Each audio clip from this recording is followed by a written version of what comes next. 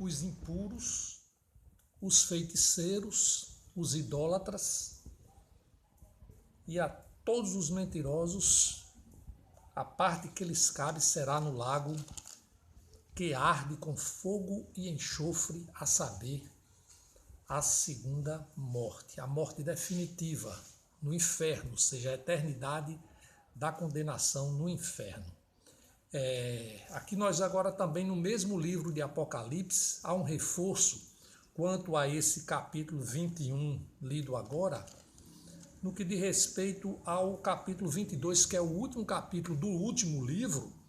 E aqui no versículo 14, eu vou ler o 14 e o 15, mas eu pretendo ler primeiro o 14 para observar o contexto.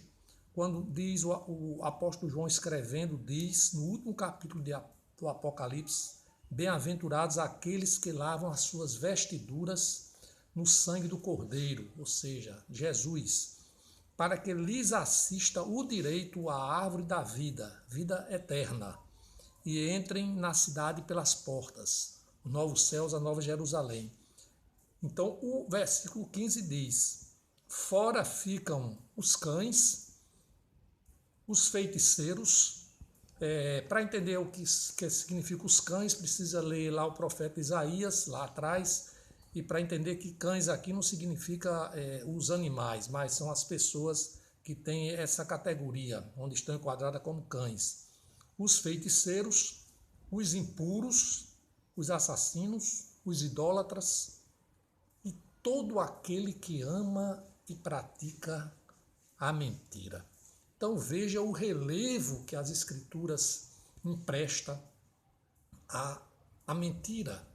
A mentira que já é desenhada desde o início, lá no Jardim do Éden, como nós vimos, quando ali desobedeceram a Deus, ou seja, praticaram a mentira quanto à ordem de Deus, tentaram enganar a Deus. E aqui no último livro da Bíblia, no último capítulo, mais uma vez nós vimos a relevância da mentira e que os mentirosos não terão contemplação do Deus santo, do Deus irado, do Deus justo, do Deus que pratica a justiça. Mas no contraponto à mentira, e a gente pode dizer assim, é muito pesado, não é, a gente saber que os mentirosos irão para o inferno, mas não somos nós que dizemos, é o próprio Deus que revela na sua palavra. E nós estamos aqui não para contestar Deus, mas sim para obedecê-lo. Então aqui vamos falar no contraponto sobre a verdade. Vamos agora aqui com o apóstolo João, no livro João. Deixe-me verificar. João 14, 6. É o último evangelho. Então, João 14, 6, ele diz aqui: disse-lhe Tomé: Senhor, não sabemos para onde vais, como saber o caminho? Respondeu-lhe Jesus: eu sou o caminho e a verdade e a vida. Ninguém vem ao Pai senão por mim. Aqui nós vimos Jesus dizendo que é a verdade. E no mesmo livro de João, no capítulo 8, 32, nós temos que Jesus ensina assim: se vós permanecerdes na minha palavra, ou seja, você não pode ser um mentiroso, você tem que permanecer na palavra de Deus, sois verdadeiramente, olha lá, verdadeiramente, verdade, né? Meus discípulos, não é um discípulo mentiroso, porque isso aí seria um antagonismo da própria doutrina de Jesus. E conhecereis a verdade, e a verdade vos libertará. Ou seja, você vai conhecer, nós vamos conhecer a Jesus, e somente Jesus nos libertará de toda opressão, principalmente a opressão da morte. Aleluia. Aqui em João 18, o mesmo João ainda, pela terceira vez, no livro 18, no capítulo 18, eu preciso citar isso aqui, no versículo 38, lá no final,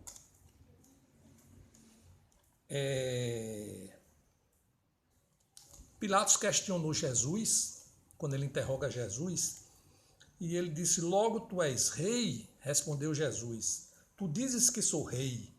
Eu para isso nasci, para isso vim ao mundo, a fim de dar testemunho da verdade.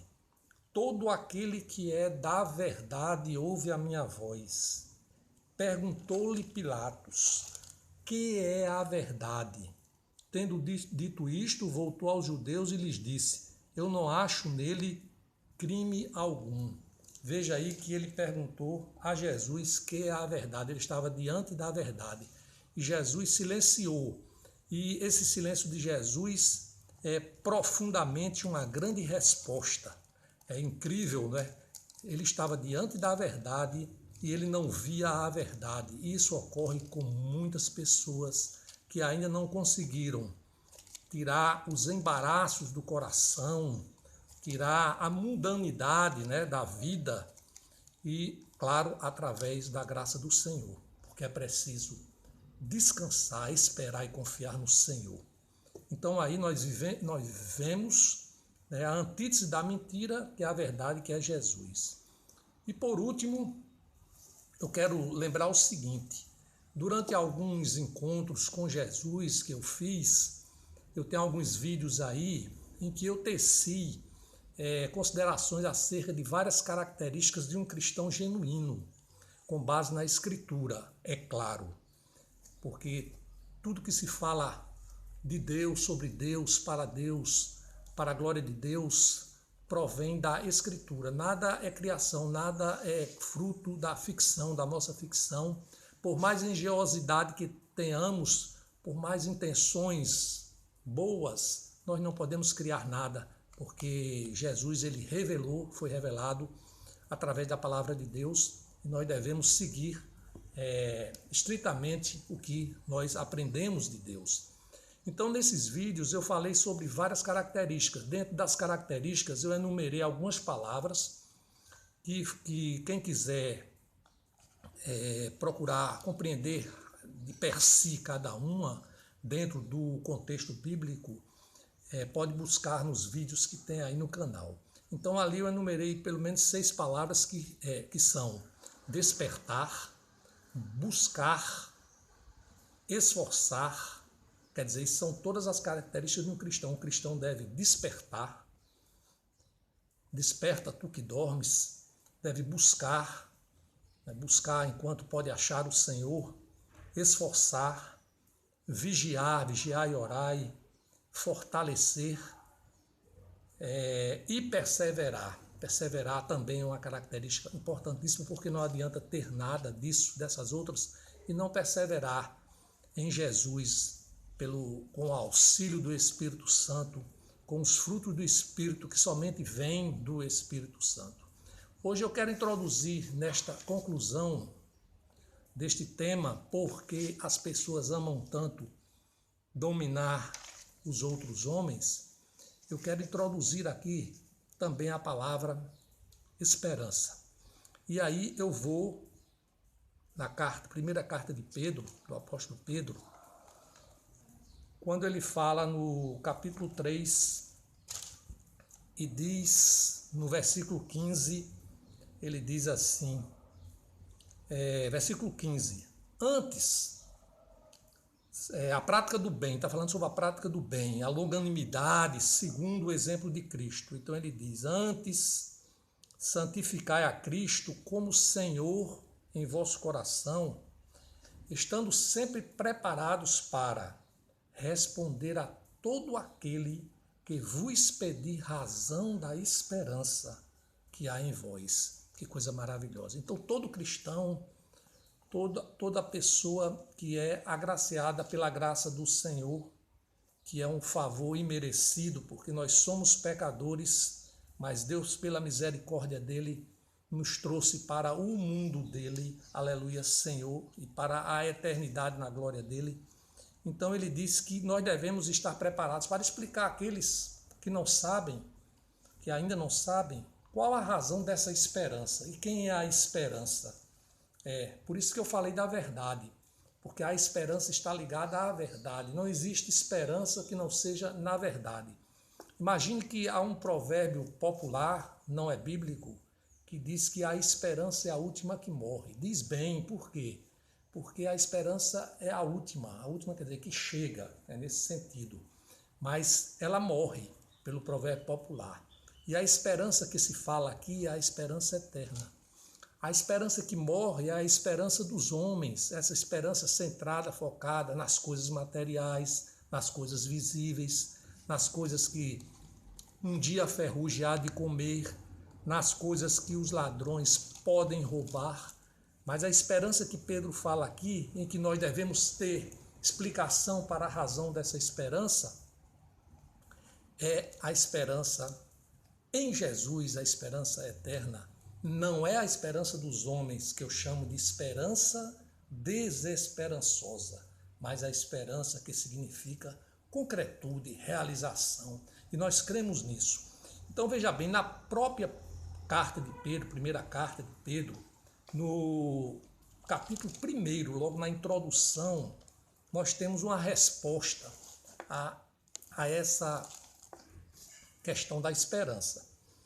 Diz assim o apóstolo Pedro: bendito a Deus, o Deus e Pai do nosso Senhor Jesus Cristo, que segundo a sua muita misericórdia, não é pouca misericórdia não, e a misericórdia de Deus é a razão de não sermos consumidos, diz a palavra do Senhor. Então, que segundo a sua muita misericórdia, nos regenerou para uma viva esperança. Olha, esperança viva, não aquela esperança morta, aquela que morre, aquela desesperançosa, mas a esperança viva. Ela é viva. E por que ela é viva? Como? Mediante a ressurreição de Jesus Cristo dentre os mortos. Então, irmãos, essas pessoas que querem dominar as outras, na realidade, elas conhecem a mentira, elas praticam a mentira, elas não conhecem a verdade, elas na realidade, elas nem fingem não conhecer a verdade porque não conhecem, e elas não têm a esperança viva em Jesus. A conclusão aqui, porque o homem ama dominar os outros, de acordo com o que foi visto, e claro, dentro dessa abordagem sucinta, reflexiva, é muito simples. É porque, veja bem, os homens, esses que amam dominar os outros, estão afastados de Deus. Porque Deus não deu um domínio absoluto de homem sobre homem. Nem um domínio relativo no sentido de você dizer o que uma pessoa deve fazer ou não deve fazer.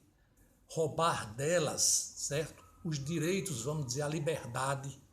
Mas não esses direitos construídos por homem, mas é o direito natural de ser liberto, de ser livre. Não. Então, eles estão afastados de Deus. Nabucodonosor esteve afastado de Deus. Hitler esteve afastado de Deus. É impossível pensar que um homem que queria dominar todos os homens, todas as nações, para ser um exemplo bem grande, ele pudesse compreender sobre a verdade, sobre a esperança. A gente sabe que no período da ditadura de Hitler, de 1933 a 1939, que é a política antissemita, a gente sabe que o nazismo buscava segregar os judeus. Imagina, segregar é querer dominar as pessoas. Estou dando um exemplo muito forte, porque nesse período, né, de compulsoriedade nos lares, nós estamos assistindo muito, revendo alguns filmes sobre esse período que manchou a história dos homens, esse período negro mesmo da história, um período de sangue, que foi o nazismo.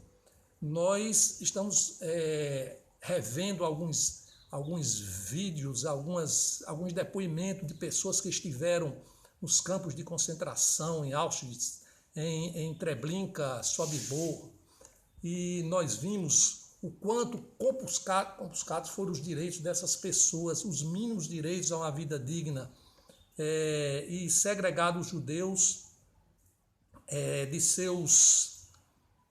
porque foram revogados seus direitos civis, seus direitos políticos e seus direitos legais. E a gente sabe que mais de 400 decretos e regulamentos foram não só expedidos pelo governo central à época, né? Estou falando aqui de 1933 a 1939, que a Segunda Guerra Mundial foi no período de 39 a 1945, mas nesse período, a gente sabe, foram expedidos muitos decretos, não só pelo governo central, mas também pelos governos regionais, estaduais, municipais, e que fizeram uma varredura na dignidade dos judeus que habitavam naquela nação à época. E tudo isso tem a ver com a questão que nós estamos falando aqui. É a vontade de dominar o outro. A vontade de não andar com o outro para buscar, né, a paz, a harmonia, mas de dominar o outro para tirar do outro, né, na verdade, a dignidade da vida.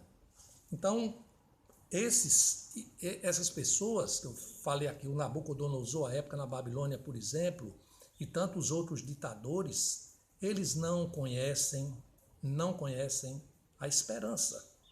Eles são desesperançosos e querem incutir nos outros, naqueles que não são, essa desesperança, tolhendo as pessoas, por exemplo, de buscarem a Deus, de levarem o Evangelho, de pregar o Evangelho santo nos lugares em que há a carência espiritual, porque todos nós somos pecadores e precisamos de Deus. Então, essa reflexão eu concluo assim. A culpa de tudo isso é o afastamento do Senhor, porque é impossível se pensar que alguém que entende a palavra do Senhor minimamente, que compreende a Escritura minimamente, ela possa querer dominar o irmão a ponto de lhe tirar a dignidade. Mas aqui, pela esperança, nós queremos encerrar orando ao Senhor, dizendo ao Senhor: Senhor, Pai Santo, diante de Ti, Senhor, nós clamamos pela Tua misericórdia, que se renova a cada dia.